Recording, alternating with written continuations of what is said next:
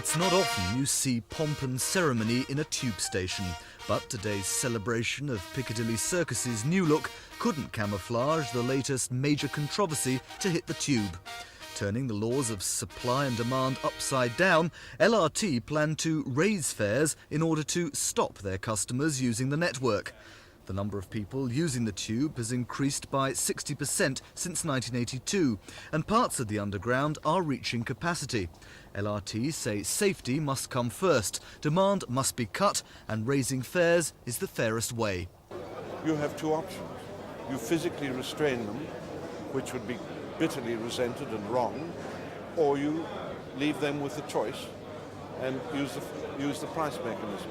What it basically means is that the poorer people who rely on the London Underground and the bus service to get around London are going to find that their costs are going to go up, whereas the richer people who can get in a taxi anyway will carry on getting in taxis.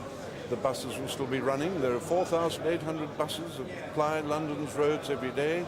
They carry over 3 million people every day, and they run as good a service as possible. Yeah, but they're all packed as well during the peak periods. They're not. There is still capacity during the peak periods, I do assure you. LRT are giving no indication of by how much fares will go up.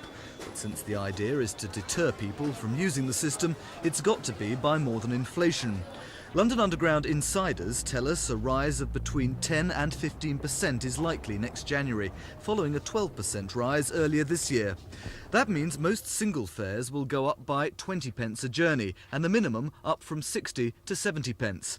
LRT think the travel card is far too cheap, so it is bound to be hit by the new pricing philosophy. It's expected to go up from an average of £11.20 to £12.50 a week. LRT say demand must be cut for safety reasons, but some argue that raising tube fares kills people.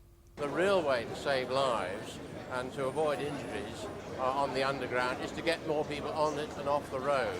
If Underground traffic can be increased by 5%, then you save 4 lives a year on the road, 300 injuries.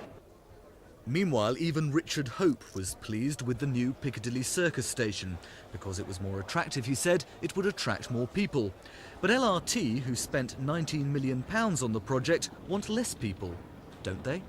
Paul Larsman, Thames News.